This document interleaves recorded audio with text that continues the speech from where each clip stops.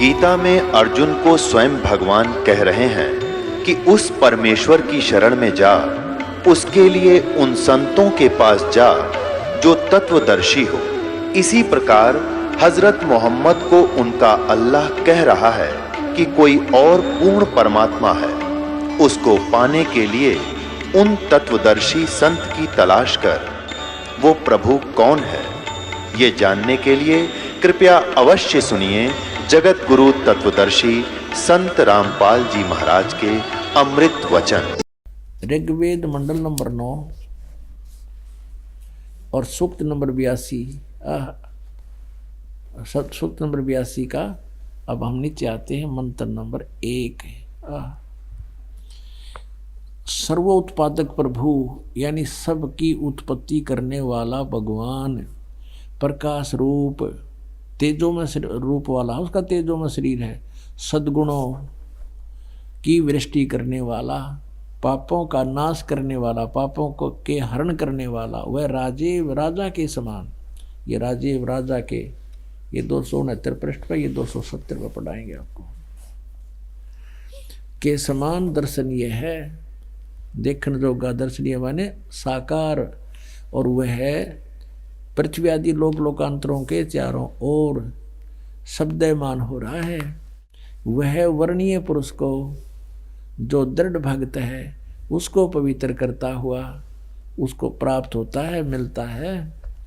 जिस प्रकार विद्युत आकाशीय बिजली स्नेह वाले स्थानों को आधार बना के प्राप्त होता है। अच्छा, यहाँ देखना उसका उद्देश्य क्या है। ऋग्वेद मंडल नंबर 9 सूक्त नंबर 82 पर आ गई। हम पहला मंत्र पढ़ दिया, दूसरा और पढ़ाते हैं। हे परमात्मन, उपदेश करने की इच्छा से यानी ज्ञान देना आते हो, तत्व ज्ञान की इच्छा से आप महापुरुषों को प्राप्त होते हो, और आप अत्यंत गतिशील पदार्थ के समान यानी बहुत तेज चलने वाले पदार्थ के समान हमारे आध्यात्मिक यज्ञ को प्राप्त होते हैं। आप कबीर देव हैं, आप कबीर देव हैं। जैसे ये देखिएगा 9 के 20 में कबीर देव लिखा स्पष्ट। ये देखिए ऋग्वेद मंडल नंबर 9 और सूक्त 20 का मंत्र 1, यहाँ स्पष्ट लिखा कबीर देव है, कबीर देव है, कबीर देव। जैसे यजुर्वेद ऐसे ही ये कबीर देव है। कबीर ऊपर है, देव है, कबीर परमेश्वर। वह कबीर, ये लिखना था, वह कबीर परमेश्वर है, वह कबीर परमेश्वर है। इतना इसका कवि का अर्थ मेधावी लिख दिया। कवि का अर्थ कहते कवि लिख दो, काव्यकार।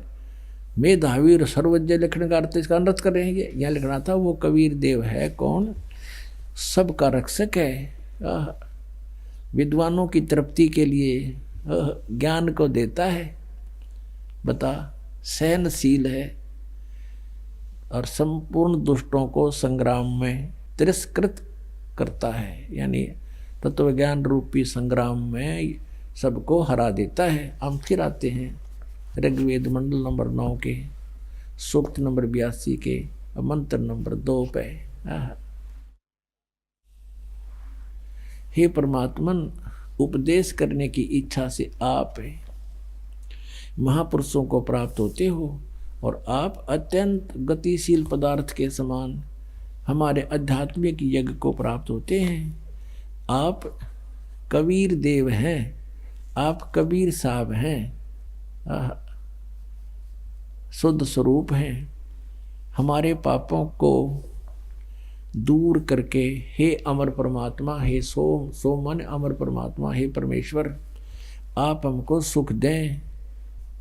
पुणात्माओं, कबीर साहब कहा करते, नौ मन सूत उड़ जिया, ऋषि रहे झक मारे, सतगुरु ऐसा सुलझा दे भाई, उलझे ना दूजी बार। कि ये ऐसा ज्ञान सुलझा देगा सतगुरु, यानी सच्चा ज्ञान देने वाला आध्यात्मिक टीचर, उसको सतगुरु कहते हैं। सतगुरु परमात्मा स्वयं आते हैं, वो सतगुरु की भूमिका भी करते हैं सब ब्रह्मांडों का संचालन भी वहीं बैठकर करते हैं। और उन्होंने अपने अमृतवाणी सच्चिदानंद घन ब्रह्म की वाणी लिपिबद्ध करवा के चले गए। उसको समझने की भी सबके बस की बात नहीं। इन वेदों को नहीं समझ सके तो उस वेद ने कैसे समझ लेगा आम आदमी? हो तो एक तत्व ज्ञान है। तो इस दास को बुद्धि दे दी कबीर भगवान ने, परमेश्वर कबीर जी ने, और इस दास को एक सच्चे ज्ञान देने वाला गुरु बना दिया, सतगुरु। वैसे तो सतगुरु वही है, पर अपनी कृपा से इस दास को कहते हैं गुरु। मेर करे तो काग ते हंस बना दे। हम तक काग थे और कौवे से हंस उन्होंने ही बनाए हैं, सतगुरु ने। अब वो परमात्मा, उसका नाम और क्लियर किया है। अब देखना, इसी ऋग्वेद जो आर्य प्रतिनिधि सभा के द्वारा ही प्रकाशित है, उसी को हम पढ़ रहे हैं। ये यहाँ से प्रकाशित है, ये आपको पहले भी दिखाया था। बार बार ये दिखाना अनिवार्य है कि देखो भ्रमित ना कर दिया आपने कि वो अपने घर की बना रहा होगा। ऋग्वेद मंडल नंबर 9 सूक्त 96 पा गई बाम 96 पे। पहले 86 82 सूक्त पढ़ा था 9वें मंडल का। अभी 16वें श्लोक में कहा है 96 ऋग्वेद मंडल नंबर 9 सूक्त 96 मंत्र 16 में। गुहम माने गुप्त, रहस्य में, चारु माने श्रेष्ठ, नाम माने नाम। ये तो हम पढ़ सका आराम से। इन्होंने कुछ अपनी हिंदी भी कर रखी है। चारु माने श्रेष्ठ, गुहम माने सर्वोपरि रहस्य यानी सबसे गुप्त, और नाम माने नाम। इन्होंने चाहे कुछ भी अड़ंगा डाल दिया, तुम्हारी संज्ञा है। नाम का संज्ञा के मतलब नाम है, जो तुम्हारा नाम है। अब देखना, हे परमात्मन सर्वोपरि रहस्य, यह लिखना था जो गुप्त, गुहम माने गुप्त, चारु माने श्रेष्ठ, ये लिखे रहे हैं। नाम माने नाम लिख लेंगे। ये तो उलझाने की चेष्टा की है। जो तुम्हारी संज्ञा है, जो हे परमात्मा जो आपका रहस्य में गुप्त श्रेष्ठ नाम है, आप उसका ज्ञान कराए। है कोई इसमें उन्होंने के यजुर्वेद पढ़ना है? इब्ता हमने अक्सर आगे इनका यजुर्वेद भी पढ़ लिया। यजुर्वेद को कहा कर दे यजुर्वेद। अब वो हमारे लिए तो उंगलियां पाओगे भी, ये ज्ञान हमारे को परमात्मा ने पहले दे रखा है। हे परमात्मन सर्वोपरि रहस्य यानी आपका विशेष रहस्य वाला, यानी गुप्त, जिसको किसी ने ना बेरा, वो श्रेष्ठ। नाम माने नाम, आपका जो नाम है आप उसका ज्ञान कराएं। आप उपासक लोगों से स्तूयमान हैं, स्वाभाविक शक्ति से युक्त हैं, विद्युत के समान ऐश्वर्य के सम्मुख प्राप्त कराइए। हमको प्राणों की विद्या का वेता बनाइए। हे सर्वशक्ति संपन्न परमेश्वर, हमको इंद्रियों के नियमन का ज्ञाता बनाइए। अब यहाँ देखिए, अब 17 में, इसमें 16 में पूछा है आप अपने श्रेष्ठ नाम का हमें ज्ञान कराएं। इतनी सी बात है। 17 में वो नाम बताया है, क्या लिखा है? शिशुम जगानम हरियंतम मर्दंती शुभंती वहीने मरुतो गणेन कबीर गिरभी कावेना और कबीर संत सोमह पवित्रम अत्यति रेभन। इनके द्वारा हम ये लेते हैं, इन्होंने क्या किया है? इस कबीर का अर्थ ऊपर लगा हुआ है, यूँ यहाँ लगेगा, पढ़ेंगे अलग करेंगे संधि छेद में। तो इन्होंने कर दिया, इसका तो कवि कर दिया। गिर भी माने वाणी द्वारा, हम इसको न्यू का न्यू लिख दें, वो कबीर वाणी द्वारा। गिर भी माने वाणी द्वारा और कबीर माने कबीर, कबीर वाणी द्वारा।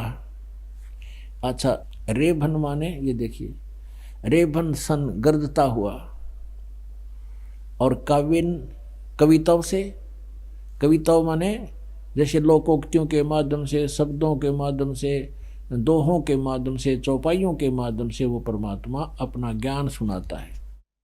इन्होंने एक और चतुरता कर दी है, यूँ तक कबीर गिर विकारत ये कर दिया कवि लोग वाणी द्वारा, यह लिखना था कबीर वाणी द्वारा।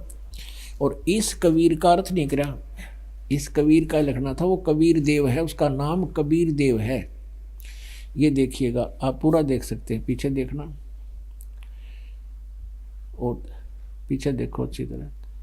अब इसमें आप संस्कार देख सकते हैं। ये एक कबीरता इन्होंने लिख दिया यहाँ पर, और इस कबीर का कित अर्थ निकल रखा। ये संस्कार शिशुम जज्ञानम हरियंत मर्जंती शुभंती मरुत वहीन गणेन कबीर गिरभी। इस कबीर गिरभी वाला कर दिया, कबीर गिरभी। काव्यना, यू काव्यना भी लिख दिया, काव्यना, और सोम भी लिख दिया, और यू संत भी लिख दिया, सोम, पवित्रम भी लिख दिया, अतेती भी लिख दिया, रेभन भी लिख दिया। यो कवि छोड़ गए कबीर, क्योंकि ये दोबारा लिखते ही सब क्लियर हो जाता है। यहाँ पर इन्होंने चोर चुराई तोमड़ी गाड्डे पानी में, वह गाड्डे वह ऊपर आवा सच्चाई छानी ना।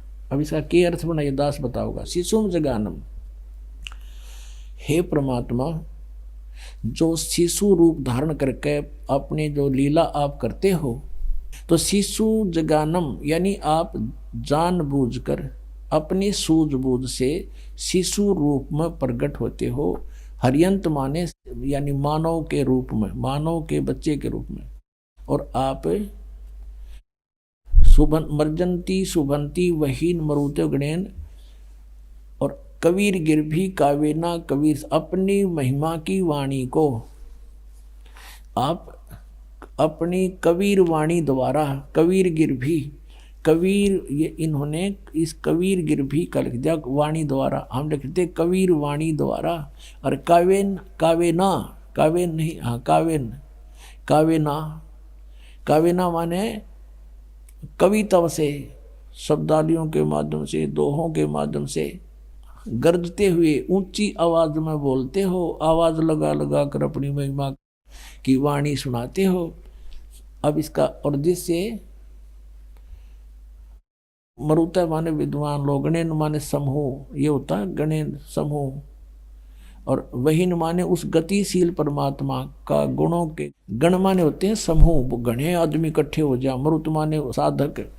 इसका अर्थ ये है कि वो परमात्मा जब कबीर, यू कबीर देव संत रूप में, वो अमर परमात्मा संत रूप, कबीर साहब, कबीर नाम उसका, संत या ऋषि रूप में जब प्रकट होता है, शिशु रूप धारण करके जब वो बड़ा होता है, तो अपनी महिमा की वाणी कबीर वाणी के द्वारा, कबीर गिरभी, गिरभी माने वाणी द्वारा, और काव्य ना माने कविताओं से, कविताओं के माध्यम से, और ऊंचे स्वर में गरज गरज कर बोलता है। अब परमात्मा क्या कहा करते, चारों युग में संत पुकारे, कूक कहा हम हेल रे, हीरे माणक मोती बरसे, ये जग जुगता डेल रे। अब परमात्मा खुद बता रहे थे कबीर परमेश्वर के, चारों युग में मेरे संत पुकारे, जिनको मैं आकर मिला, मेरे से परिचित ज्ञान को फिर उन्होंने ढोल के डंके पर जगह जगह आवाज लगा लगा कर जनता को बताने की चेष्टा की, और कूक कहा हम हेल रे, हमने भी आवाज लगा लगा के ऊंचे सुर में रुक के मार मार कर जगह जगह खड़े हो करके, होय होय होय।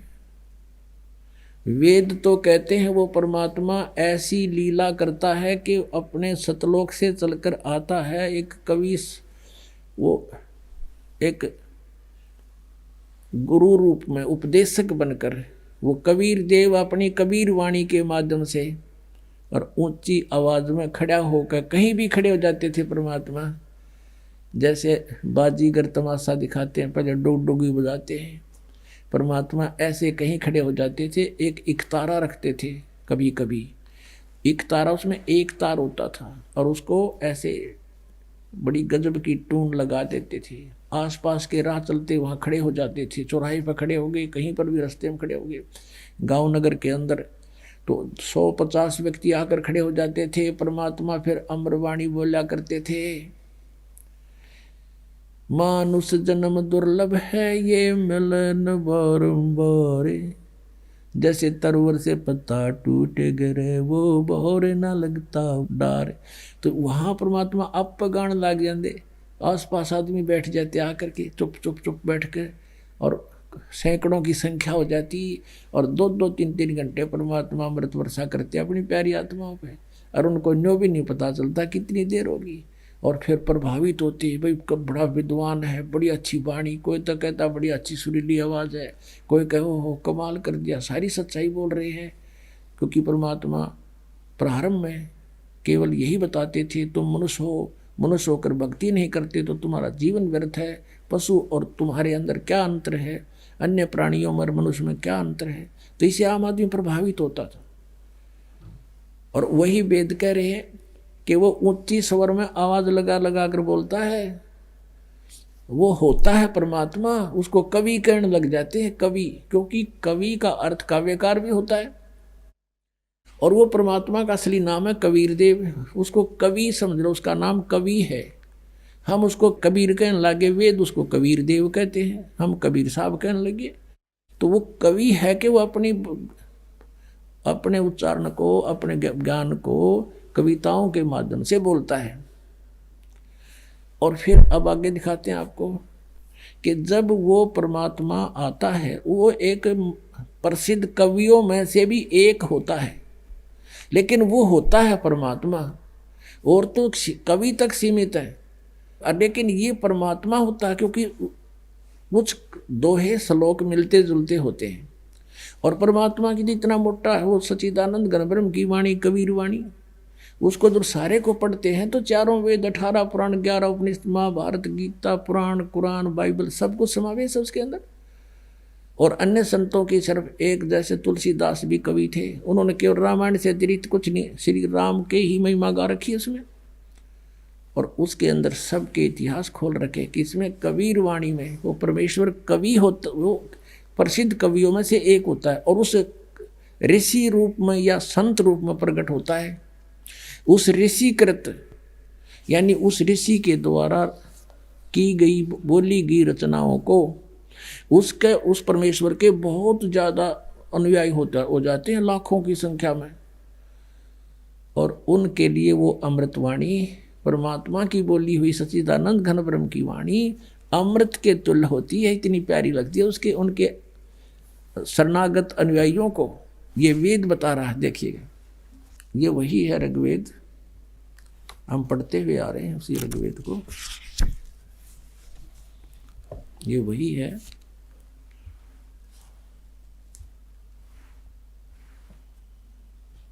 अब हम यहाँ आगे हैं, ऋग्वेद मंडल नंबर 9, सूक्त 96, 16 में तो ये कहा कि अपना श्रेष्ठ नाम, अब आपका जो गुप्त है वो श्रेष्ठ नाम बताइए। और इसमें स्पष्ट लिख दिया कि वो 17वें में शिशु जज्ञानम हरियंतम मर्जंती सुबंती वहीन मरुतो गणेन कबीर गिरभी कावेना। वो कबीर संत सोम, वो कबीर नाम है उस परमात्मा का। और वो अमर परमात्मा ऋषि या संत रूप में प्रकट होकर के अपनी वाणी को, कावेना पवित्र वाणी को, अति रेभन, अतेति यानी बहुत, रेभन माने गरजता हुआ, ऊंची आवाज में बोलता है। इन अनुवाद में गड़बड़ करनी थी। अब देखो 18वें में कमाल है, वो परमात्मा कहते हैं ऋषि मना, ये ऋषि कृत, ये है ऋषि, ये तय है, ये मिट गया यहाँ से, ये ऋषि कृत। सवर्षा सहस्र अनिथ, पदवी कवि नाम, पदवी कवि नाम, तृतीयम धाम महिष है, शिसंत सोम है विराजमान राजती सतुप। वो तीसरे धाम में विराजमान है, उसको स्थापित करके बहुत बड़ा जो तीसरा धाम है उसमें रहता है। और वो कवि नाम पदवी, अब ऋषि या संत रूप में प्रगट, उस ऋषि कहो चाहे संत कहो, उस ऋषिकृत, ऋषि के रूप में प्रगट परमात्मा के द्वारा जो हजारों वाणी, सहस्र माने हजारों वाणी जो बोली जाती हैं, जिस कारण से वो पदवी कवि नाम, यानी प्रसिद्ध कवियों में भी एक पदवी भी, कवि की पदवी भी प्राप्त करता है। और ऋषि मना, जो ऋषि स्वभाव के संत भगत उसके उसके शिष्य होते हैं, उनके लिए सवर्षा वो एक बहुत आनंददायक होती है। यहाँ देखो ऋग्वेद मंडल नंबर 9 सूक्त नंबर 96 का हमने 16 पढ़ लिया, 17 पढ़ लिया, अब 18वां का यहाँ अपने संस्कृत देख ली और अब यहाँ देखेंगे। ऋग्वेद मंडल नंबर 9 सूक्त 96 का मंत्र अब 18 पढ़ रहे हैं। सोम स्वरूप परमात्मा, अमर परमात्मा, पालन की इच्छा करता हुआ तीनों लोकों में प्रवेश करके सबका धारण पोषण करने वाला यही भगवान है, जो गीता जी अध्याय नंबर 15 के श्लोक 17 में लिखा है।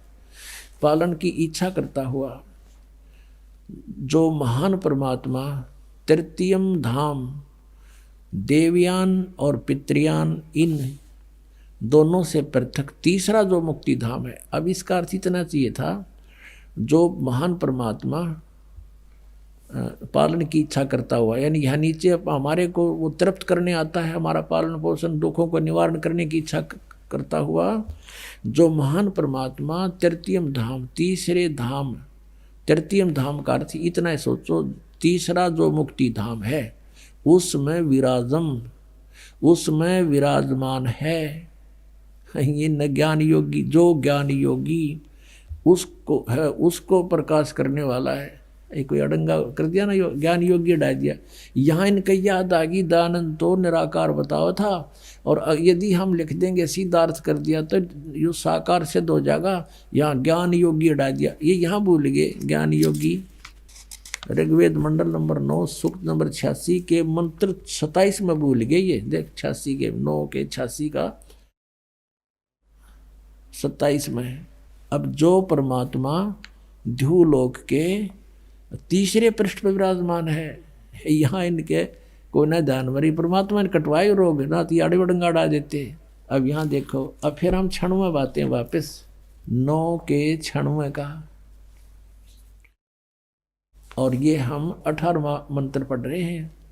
सोम स्वरूप परमात्मा, वो अमर परमात्मा, पालन की इच्छा करता हुआ जो महान है परमात्मा तृतीयम धाम, यह लिखना था, तीसरा जो मुक्ति धाम है उसमें विराजमान है। इन्होंने डंगा डाल दिया, जो ज्ञान योगी है उसको प्रकाशित करने वाला। अज्ञान योगी है कितने मूल पाठ में, इसमें कहीं नहीं है। अब यहाँ ऋषि मना का अर्थ कर दिया, सर्व ज्ञान के साधन रूप मन वाला वह परमात्मा ऋषिकृत, ये ऋषिकृत यह लिखना था, सब ज्ञानों का प्रदाता नहीं। जैसे यू लिख रखा है इन्होंने, मैं ऋषिकृत। यहाँ किसका अर्थ क्या बनता है पूछिए इनसे। मैं ऋषि दानंद कृत, यानी इसके द्वारा किया हुआ, बोला लिखा हुआ, उच्चारण किया हुआ, यानी कृत का अर्थ हो जैसे भाई ये उसके द्वारा लिखी गई पुस्तक है, ये दानंद कृत इसका द्वारा किया गया अनुवाद है। तो यहाँ लिखना था उस ऋषि रूप में प्रकट परमात्मा कृत। 9 के 96 का हम 18वां पढ़ रहे हैं। यहाँ लिखना था ऋषिकृत, ये मूल पाठ यहाँ पर है इसका, ये यहाँ पर है मूल पाठ। ऋषि मना, ये ऋषिकृत, ये तय है, ये मिटा हुआ थोड़ा सा, ये ऋषिकृत सवर्षा सहस्र अनिथ है। सहस्र अनिथ माने हजारों वाणियाँ बोली, अनिथ माने वाणियाँ बोलता हो। और ऋषि मना, ऋषि स्वभाव के उसके अनुयायी भक्तों के लिए वो स्वर्ग जैसी स्वादिष्ट यानी अच्छी होती है, आनंददायक होती है। हम फिर 9 के 96 का 18वां हम फिर पढ़ते हैं।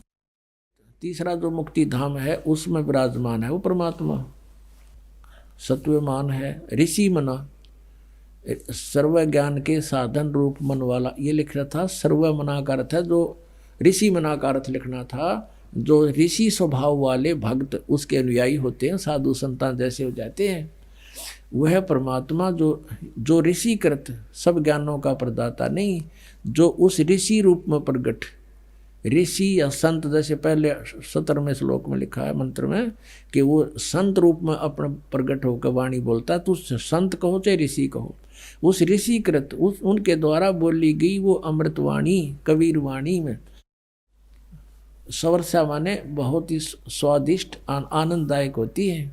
इन तड़ंगा कर रखा, कति बैठा दिया सारे ज्ञान।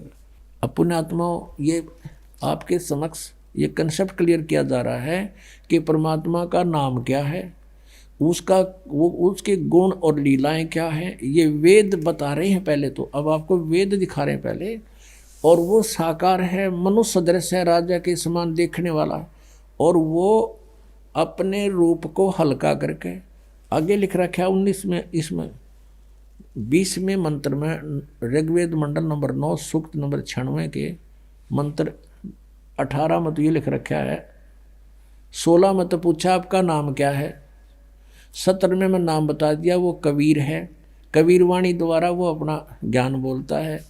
जब बालक रूप धारण करके वो परमात्मा प्रकट होता है, बड़ा होता है, तो फिर अपनी महिमा की वाणी अपनी कबीर गिर भी कबीर वाणी द्वारा अपनी महिमा का ज्ञान कविताओं से बोलता है, कविताओं के माध्यम से। और जिस कारण से वो कवि नाम पदवी, वो प्रसिद्ध कवियों की पदवी भी प्राप्त करता है। लेकिन वो होता है अमर परमात्मा होता है, और वो तीसरे मुक्ति धाम में विराजमान है, वहाँ से गति करके आता है। और वो यहाँ कैसे आता है कि जैसे एक व्यक्ति अपना दूसरा कपड़ा पहन कर नीचे आ जाता है, कहीं जाता है, ऐसे अपने ओरिजिनल शरीर के ऊपर और कोट पहन के, यानी हल्के तेज पुंज का शरीर बना के, उस ओरिजिनल जैसे बल्ब है 100 वाट का, या ट्यूब है 100 वाट की, 200 वाट की, और उसके ऊपर पॉलीथीन डाल दिया अच्छा गहरा सा, तो उसका हल्का सफ़ेद, उसका हल्का उससे बहुत कम प्रकाश है तो ज्यों की त्यों अंदर, लेकिन ऊपर वो इतनी आँखों को चुभ नहीं रही, इतना कम प्रकाश हो गया उसका एकदम। तो ऐसे वो परमात्मा आता। अब ये ऋग्वेद मंडल नंबर 9 सूक्त नंबर 96 का मंत्र नंबर 16, 17, 18 आपने पढ़ लिया। इसमें लिखा है वो कवि नाम पदवी, वो इस कारण से कि अपनी महिमा की वाणी कविताओं से बोलता है, कविताओं के माध्यम से, लोकोक्तियों के माध्यम से, जिस कारण से वो प्रसिद्ध कवियों की में भी से एक उसकी पदवी होती है कि वो कवि था, कबीर कवि। लेकिन वो होता है परमात्मा, वो कबीर देव होता, उसका नाम भी कबीर देव होता, उसका काम भी कवि होता है, क्योंकि वो एक प्रसिद्ध कवियों में से एक होता। अब इसमें स्पष्ट किया है कि वो परमात्मा चौथे धाम में भी रहता है। वेदों का रहस्य धीरे धीरे आपके समक्ष लाएंगे एक अलग, क्योंकि जब आपके ये विश्वास हो जाएगा कि ये दास जो बोल रहा है सच्ची है, फिर दास इनका अनुवाद करके देगा आपको, और आप पढ़ना गद गद हो जाएगा। पूरा विश्व इन सदग्रंथों को, वेदों को आज सब सिरोधार्य मानते हैं। कोई भी व्यक्ति विश्व में नहीं है जो ये कह दे वेदों में गलत लिखा है। किन को छोड़ के, इन राधा स्वामी वाला ने छोड़ के, ये तो कहते हम नहीं मानते वेद और किताब और गीता को। कहते हुए भी तो किसी ने लिखे, हमारे गुरुजी ने जो बोली है वाणी है फाइनल है हमारे लिए, और उनके गुरुओं का ज्ञान दिखा दो तो हंसी आवे हैं। उन्हें सतनाम का नहीं बेरा, सांग के है दिखा दे उनके सारी वाणी। अभी टाइम नहीं इतना, नहीं तो गिरला पाले सुतारन का टाइम था उनका, फिर बताएंगे कभी। अब कहने का भाव ये है कि वो तो बट्ठा बठा रहे सबका कि वेदों को हम नहीं मानते, हमारे तो जो संत बोल देता वही फाइनल है। और उनके संतों ने बोल रखा वो सतनाम, कहीं तो सतनाम को कह रहे हैं, वो 2 मिनट दिखाना पड़ेगा ना, तो ये बात अधूरी रह जाएगी। अब आपको दिखाते हैं जो ये कहते हैं ये राधा स्वामी पंथ वाले कि हम वेदों को नहीं मानते, हमारे गुरुओं ने जो ज्ञान दिया है ये फाइनल है। और वेद भी तो किसी ने बोले ही हैं, वो भी तो इंसान था, वेद व्यास, उन्होंने बिना मेरा वेद बोले किसने? वेद व्यास जी तो राइटर थे जैसे, और वेद बोले किस तरह वो आपको बता रखे हमने। अब इनके कहते हैं इन हमारे गुरुओं का फाइनल ज्ञान है, सबसे सुप्रीम ज्ञान है। अब देखो इनका ज्ञान दिखाते हैं इनके गुरुओं का, इनके प्रवर्तक का, राधा स्वामी पंथ का जो प्रवर्तक माना जाता है शिवदयाल जी, उसके हाथ से लिखा हुआ दिखाते हैं आपको। ये देखो, सार वचन राधा स्वामी वार्तिक, हजूर स्वामी जी महाराज, राधा स्वामी सत्संग व्यास। इसके प्रकाशक हैं जगदीश चंद्र सेठी सेक्रेटरी, राधा स्वामी सत्संग व्यास, डेरा बाबा जयमल सिंह, पंजाब। 16वां संस्करण 2003 में छपया है। मुद्रक हैं लक्ष्मी ऑफसेट प्रिंटर दिल्ली से। ये सारा कुछ इसमें लिखा है, देख लियो। अभी इनकी भूमिका में इन्होंने स्पष्ट कर रखा है कि सार वचन राधा स्वामी वार्तिक हजूर स्वामी जी महाराज के वचनों का संग्रह है, शिवदयाल जी के वचनों का। जो राधा स्वामी का फाउंडर माना जाता है। ये वचन सत्संगों तथा अन्य चर्चाओं के दौरान सत्संगियों ने नोट किए थे। स्वामी जी महाराज के परम धाम सिधारने के कुछ वर्ष बाद इनका संग्रह करके पुस्तक के रूप में छपवाया गया। सन 1902 में बाबा जयमल सिंह जी महाराज ने सारवचन राधा स्वामी वार्तिक को पहली बार गुरमुखी लिपि में छपवाया था। 1902 से पढ़ते आ रहे इस अड़ंगे को, यानी 109 साल हो गए, 109 वर्ष हो गए इसने पढ़ते न इंडोनी बेरा में कख लिख क्या रखा है। देखिए अब दिखाता हूँ आपको। गुरमुखी लिपि में पहली बार छपवाया था। प्रस्तुत पुस्तक उसी प्रथम गुरमुखी संस्करण के अनुसार और अब इसका हिंदी संस्करण प्रकाशित किया जा रहा है। अब देखो, स्वामी जी महाराज का शुभ नाम, जो जिसके वचन हैं ये राधा स्वामी जी का, जो राधा स्वामी पंथ का मुखिया स्वामी जी महाराज का शुभ नाम सेठ शिवदयाल सिंह जी था। आपने 15 अगस्त 1818 में आगरा शहर में जन्म लिया। आपके पिताजी का नाम सेठ दिलवाली सिंह जी था। माता जी का नाम महामाया जी था। आपके पूर्वज पंजाब के रहने वाले थे तथा घर में गुरु ग्रंथ साहिब का पाठ किया जाता था। आपके माता पिता हाथरस के प्रसिद्ध संत तुलसीदास के चेले थे। इसने घटरामायण लिख रखे। अब हम अपने सिर्फ उस पे आते हैं, आगे इसके के वचन हैं वो दिखाते हैं। शिवदयाल जी के ज्ञान का भंडार दिखाते हैं आपको। अब राधा स्वामी दयाल की दया, राधा स्वामी साहेब, खुलासा उपदेश हजूर राधा स्वामी साहब का, ये शिवदयाल जी के वचनों का यहाँ जाते हैं दफा 1 में। सिर्फ काम इतना है, ये 13वें पृष्ठ पे, सिर्फ काम इतना है कि इंसान यानी मनुष्य अपनी सूरत यानी रूह को उसके खजाने अर्थात और निकास यानी मुकाम सतनाम और राधा स्वामी यानी सतनाम को यहाँ मुकाम बताया है। मुकाम माने स्थान, स्थान सतनाम और राधा स्वामी सतनाम बता दिए 13 पृष्ठ पे। ये आगे चलते हैं। पहुँचावे राधा अपनी सूरत को सतनाम स्थान पर या राधा स्वामी स्थान पर पहुँचावे। आगे देखो, अब जितने आचार्य हैं कोई कितना गया कोई कितना गया। यहाँ देखो, सिर्फ संत मंजिल 5वीं यानी सतनाम पे मंजिल देख इनकी अकल देखो। अब देखो इन्होंने खुद ही लिखा है ये यहाँ पर मंजिल, मंजिल माने सिर्फ संत मंजिल 5वीं पे यानी सतनाम पर या 5वीं मंजिल, मंजिल माने स्थान, 5वें स्थान सतनाम पर, और कोई बिरला संत मंजिल 8वीं यानी राधा स्वामी पद तक पहुंचा। यहाँ सतनाम को कह रहे हैं ना, फिर मंजिल 2 बार हो लिया। अब देखो यहाँ 15 पे और वचन नंबर 4 गीता कैसे श्लोक है इनके ये 4था श्लोक है इनका। देखिए वचन श्री शिवदयाल जी के, वाह जी वाह। भाग 1 है यो राधा स्वामी वार्तिक भाग 1 और पृष्ठ नंबर 15 पर तोड़ पाट दिया। अब समझना चाहिए राधा स्वामी पद सबसे ऊंचा मुकाम है, स्थान है राधा स्वामी पद, और यही नाम कुल मालिक और सच्चे साहब का है राधा स्वामी, और सच्चे खुदा का है। इस मुकाम से यानी इस राधा स्वामी स्थान से 2 स्थान नीचे सतनाम का मुकाम है। देखिए और इनकी अकल है भगवान है। अब सतनाम को यहाँ स्थान बता रहे हैं, ये 2 बार देखो सतनाम मंजिल सतनाम पे, और ये 20 पृष्ठ पे यानी मुकाम सतनाम पे, और यहाँ कह रहे हैं ये देखिए 15वें पृष्ठ पे। अब समझना अच्छा यानी अब समझना चाहिए राधा स्वामी पद सबसे ऊंचा स्थान है, मुकाम है। यही नाम कुल मालिक और सच्चे साहब और सच्चे खुदा का है। ये राधा स्वामी सब तो बड़े भगवान का नाम है इनके का, और इनके स्थान का भी ये नाम है। अब इस मुकाम से राधा स्वामी स्थान से 2 स्थान नीचे सतनाम का मुकाम है। सतनाम स्थान है और स्थान का स्थान है। अब मुकाम माने भी स्थान, अरे इनकी दृष्टिकोण से सतनाम माने भी स्थान मुकाम, मुकाम का मुकाम समझो, सतनाम का स्थान का स्थान है।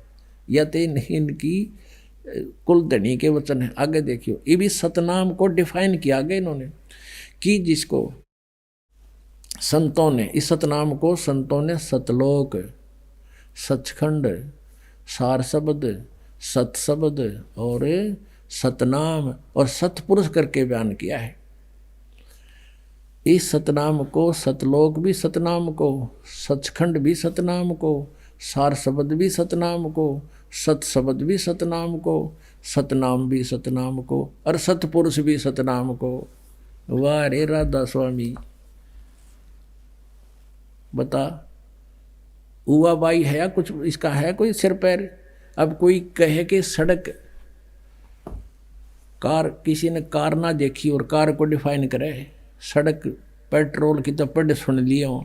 कोई से पूछे कार किसे कहते हैं, पेट्रोल किसे कहते हैं, सड़क किसे कहते हैं, ड्राइवर कौन होता है, कैसा होता है और शहर किसे कहते हैं, वो उत्तर ऐसा दे रहा हो कि पेट्रोल भी कार को कहते हैं, सड़क भी कार को कहते हैं और शहर भी कार को कहते हैं, ड्राइवर भी कार को ही कहते हैं। ये इनके कुलधनी का वचन है। सतनाम के ऊपर गाटा जोड़ रहे हैं, इन सर पैर का नहीं पता।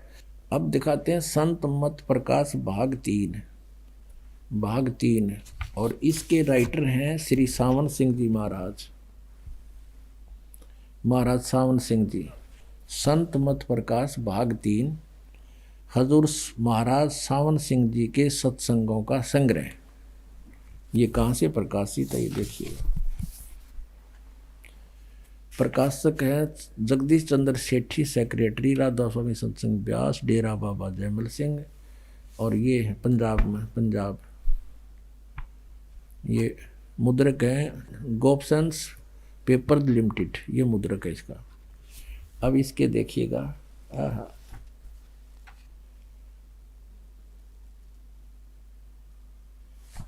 अब दिखाते हैं आपके इसके 102 पृष्ठ पे।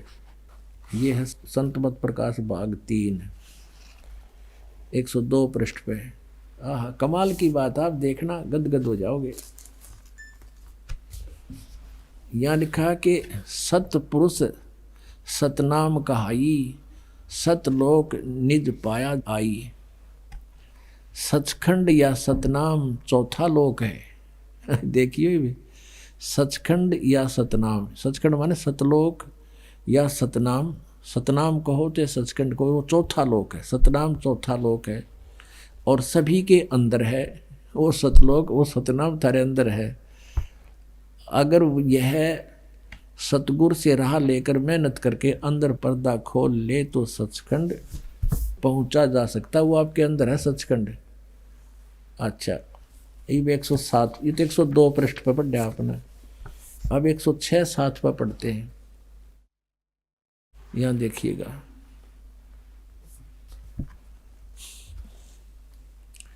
वही सत्संगी हजूर जहाँ राम नाम का जस महिमा होता हो। अब ये सावन सिंह जी कहते हैं कि कौन से राम क्या जिक्र कर रहा है तू। सत्संगी कहता है क्या राम बहुत सारे हैं। तो महाराज जी, ये सावन सिंह जी उत्तर दे रहे हैं राम 4 हैं। आपका इशारा कौन से राम की तरफ से है। अब 107 पृष्ठ पे अब इनका चेला कहता है स्वामी जी कृपा उन 4 रामों को खोल कर बताइए। अब स्वामी जी लागे डिफाइन करने। देखिए, एक राम दशरथ घर डोला है, ये कबीर साहब की वाणी है। एक राम घट घट में बोला है, एक राम का सकल पसारा, एक राम त्रिभुवन से न्यारा। अच्छा, अब इसको अनुवाद करने लग गया ये इनका मेर महात्मा सावन सिंह। पहला राम राजा दशरथ के बेटे जो त्रेता युग में हुए अवतार थे, आए और अपनी ड्यूटी अदा करके चले गए। लेकिन अब हमें नहीं मिल सकते, हमारा काम नहीं कर सकते। दूसरा राम मन है जो घट घट में व्यापक है, और तीसरा राम ब्रह्म है और जो सारी त्रिलोकी को पैदा करता है, पाताल और पालता और नाश करता है। और चौथा राम सतनाम है, यो असली राम है, तत्वदर्शी हो। अब चौथा राम सतनाम ही राम हो गया इनका, यो असली राम है। और वहाँ नो कहते हैं सतनाम या सचखंड यो चौथा लोक से। ये देखो 102 पे के बांडे थे ये 102 पे क्या कह रहा है, ये सतनाम सचखंड या सतनाम यो चौथा लोक है, और वहाँ कहो चौथा राम है, यो असली राम इनका सतनाम। अब इनने सारी उम्र खो दी हैं, और इन कहो सतनाम समझो नहीं आयो, खान का है पीण का है कितने जपन का है, यो कोई भगवान है या कोई, यो सतनाम 2 अक्षर का नाम है। एक इसमें ओम मंत्र है और एक वो तत्। गीता जी अध्याय नंबर 17 के श्लोक नंबर 23 में लिखा ओम तत्सत इति निर्देश है ब्रह्मणा त्रिवेद समर्थ है। ओम और तत् मिलकर यो सतनाम बनता है, सच्चा मंत्र। और नानक साहब जी कहते हैं वही गुरु पूरा कहावे जो 2 अक्षर का भेद बतावे। अब हम फिर आते हैं अपने प्रश्न उसी पर कि वेदों को इस संसार में आज तक यूं कहने वाला आदमी नहीं मिला था, ये गलत से। अब ये कहते हैं जिनका यू ज्ञान है सतनाम का, नहीं मेरा न शर का न पैर का, और ये कहते हैं हमारे गुरुओं का ज्ञान तो वेदों से भी ऊंचा है, इसका तंत तक होना कितना ऊंचा है। अब हम फिर आते हैं ऋग्वेद मंडल नंबर 9 सूक्त 96 पे। ये ऋग्वेद है और हम इसको फिर से पढ़ते हैं। वो उनका वेद तो दर दिया राधा स्वामी वालों का हमने रख दिया है। अब यो ओरिजिनल वेद, इसमें भाषा तो सही है मूल, लेकिन अनुवाद करता उनको गड़बड़ी करी है, वो हम पकड़ लेंगे इनको। 9 के 96 का हमने 18 पढ़ लिया। अब हम 19 में और देखते हैं थोड़ा कि प्रकृति की सूक्ष्म से सूक्ष्म शक्तियों के साथ जो संगत है और समुद्र जिससे सब भूतों यानी प्राणियों की उत्पत्ति सतिथि और प्रलय होता है, वह है तुरियम माने चौथा, धाम माने परम पद परमात्मा है। अब ये तुरियम धाम, इसमें धाम माने परमात्मा, इनकी अकल देखो। अब तुरियम माने चौथा, तुरियम माने चौथा ठीक है, धाम माने धाम है, वो चौथे धाम पर यानी उसमें अकय लोक में भी यही परमात्मा रहता है। इन्होंने कहा महापुरुष उक्त तुरियम परमात्मा का, तुरियम माने चौथे परमात्मा का वर्णन करता है।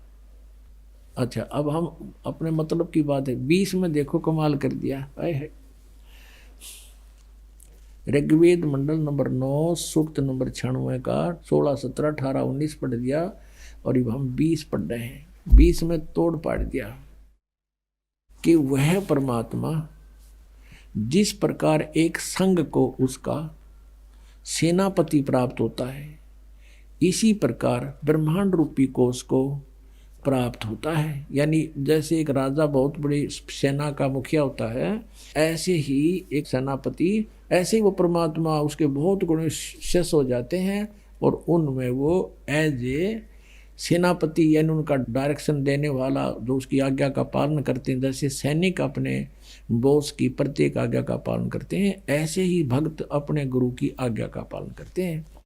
वह परमात्मा जब यहाँ पर आकर प्रकट होता है इस लोक में, जिस प्रकार एक संघ को यानी बहुत बड़े समुदाय को उसका सेनापति प्राप्त होता है, इसी प्रकार ब्रह्मांड रूपी कोश को यानी इस लोक में प्राप्त होता है। होकर उच्च स्वर से गरजता हुआ ओह कनी कर देते चम विश्राम ब्रह्मांड रूपी विस्तृत प्रकृति खंड में भली भांति प्रविष्ट होता है, यहाँ आता है।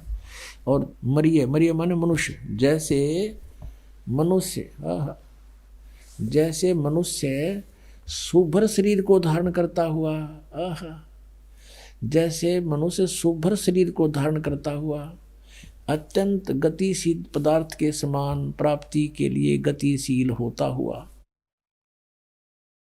प्राप्त होता है। अब देखो इसमें सीधा लिख दिया कि वो परमात्मा जब वहां से चल कर आता है, गति करके आता है, तो जैसे एक आदमी सुंदर कपड़े पहन लिया करे ऐसे धारण करता हुआ अत्यंत गतिशील पदार्थ के समान प्राप्ति के लिए गतिशील होता हुआ यहाँ आता, सीधी सी बात है। और आगे इसमें देखो 21 में कितना कमाल कर दिया। हे परमात्मा आप ऐसी लीला करते हो, हे प्रकाश स्वरूप महापुरुषों से उपास्यमान आप हमको पवित्र करें और वेद वाणियों के द्वारा, कनिकर्दन माने होता आपने मुख से बोली हुई वाणियों के द्वारा शब्दमान होते हुए आप श्रेष्ठ पुरुषों के प्रति प्राप्त हों, यानी फिर आओ एक बार, आप ऐसा करते हो लीला और फिर आओ। इसमें बहुत से रहस्य हैं। वैसे तो अपना आत्मा थोड़ा सा कंसेप्ट और क्लियर करना है, बस फिर सत्संग आज का इतना ही काफी है। अब ऋग्वेद मंडल नंबर 9 सूक्त नंबर 1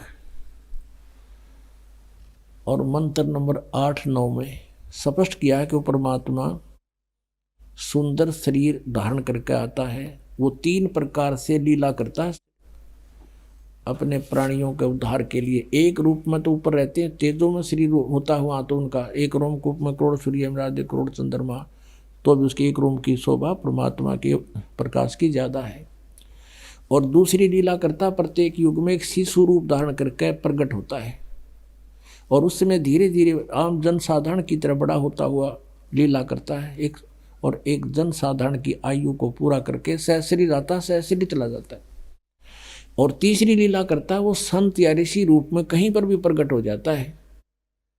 जैसे आदरणीय गरीबदास साहिब जी को खेतों में जंगल में मिले, आदरणीय नानक साहिब जी को बेई नदी में मिले, बेई नदी पर मिले, आदरणीय अमलुकदास जी को वहाँ उनके गांव में मिले, आदरणीय दादू साहिब जी को ऐसे ही गांव के अंदर बाहर रास्ते में मिले, आदरणीय गीसा दास साहिब जी को ऐसे ही मिले संत रूप में, जिंदा के महात्मा के रूप में, आदरणीय धर्मदास साहिब जी को मिले।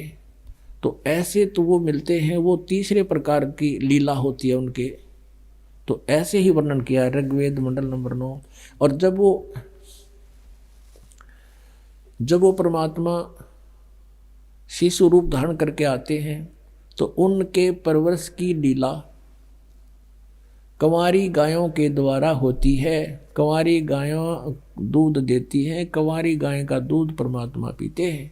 ये लीला उस परमात्मा की ऐसी लीलाओं किया करता है। 600 वर्ष पहले कबीर परमेश्वर की उसकी महिमा की वाणी में धर्मदास जी साहब ने लिखी थी कबीर सागर में, वो आज तक विद्यमान है। और गरीबदास साहब जी को परमात्मा ने अपनी दिव्य दृष्टि दे करके, जैसे तुलसीदास जी ने रामायण लिख दी सारी, ऐसे गरीबदास साहब जी ने कबीर परमात्मा की महिमा लिखी है। तो उसमें लिखा है कि कंवारी गाय का दूध पिया, अनव्याहर को दूहत है दूध दिया तत्काल, पीवा बालक ब्रह्म गति तात शिव भय दयाल।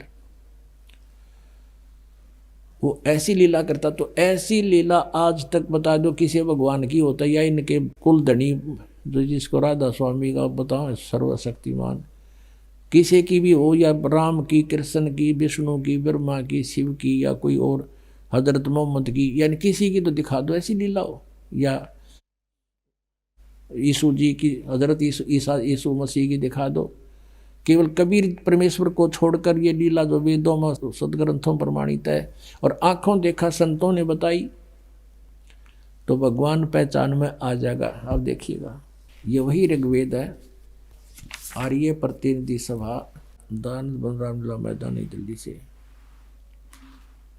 अब इसके हम ऋग्वेद मंडल नंबर 9 सूक्त नंबर 1 मंत्र नंबर 8-9 को गहराई से पढ़ लेंगे। वैसे तो हम यहाँ से शुरू करते हैं, इनकी अज्ञानता को भी साथ में हमने घसीटना है। अब ये 9वां मंडल है, इसका प्रथम सूक्त है और प्रथम मंत्र में लिखा है हे परमात्मा सोम स्वभाव परमात्मा। इन परमात्मा के विषय में जानकारी हमने ये सिद्ध करना है। आगे देखो, दिखाते हैं आपको।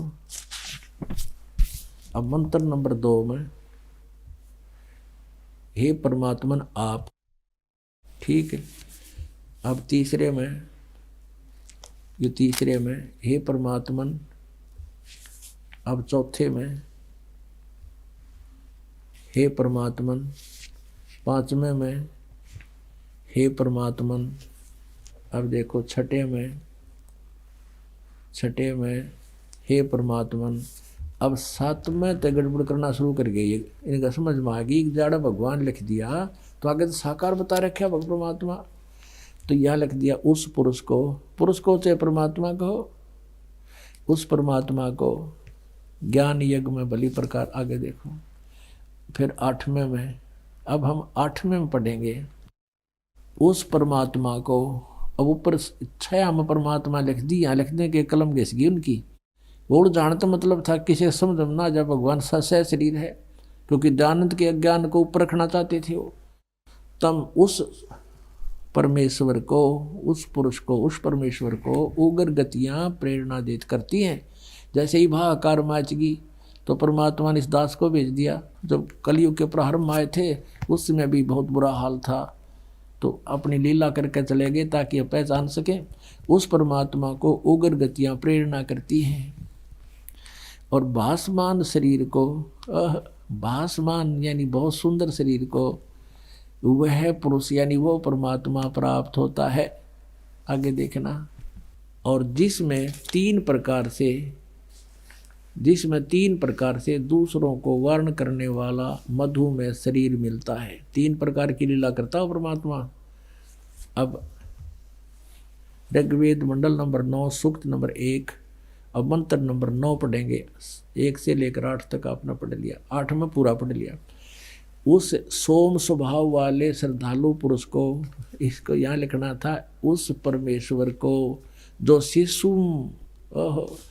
शिशु यानी शिशु रूप धार कर आता है उस कुमार अवस्था में, जब वो शिशु रूप धारण करके बालक रूप धारण कर प्रकट होता है, सब प्रकार से अभी अधन्या, अधेनो माने गौवे, अधन्या माने बिना दनाई, अभी माने कति अनटच, सब प्रकार से बिना धनाई यानी कंवारी। अभी अधन्या का अर्थ है कंवारी गौवों तृप्त करती हैं।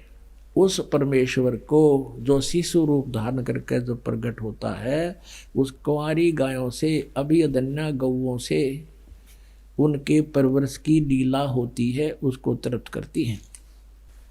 अपने आत्माओं वेद पढ़े पर भेद न जाने, ये बातें पुराण 18। जड़ को अंधे पत्ते खवावे, ये भूल के सिरजनहारा। ये जैसे मूर्तियां बना के उनको भोग लगावें। कहते पढ़े वेद और भेद ना जाने और बातें पुराण 18, और फिर भी जड़ पूजा करें, अनुपासना करते हैं। उसके लिए परमात्मा कहते हैं मोती मुक्ता दर्शत नाही, ये जग है सब अंधरे, दिखत के तो नैण चसम, इनका फेरा मोतिया बंदरे। नौमण सूत उलझिया ऋषि रहे जखमार, और सतगुरु ऐसा सुलझा दे उलझे न दूजी बार। बोलो सतगुरुदेव।